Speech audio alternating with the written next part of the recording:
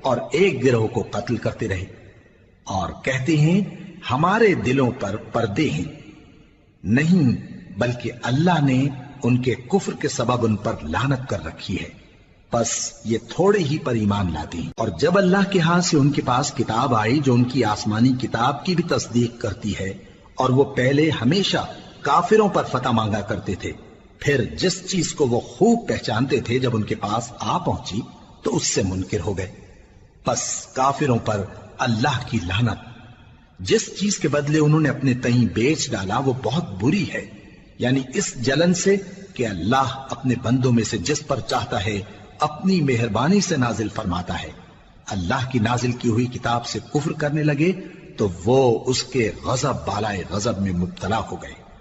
اور کافروں کے لیے ذلیل کرنے والا عذاب ہے۔ اور جب ان سے کہا جاتا ہے کہ جو کتاب اللہ نے اب نازل فرمائی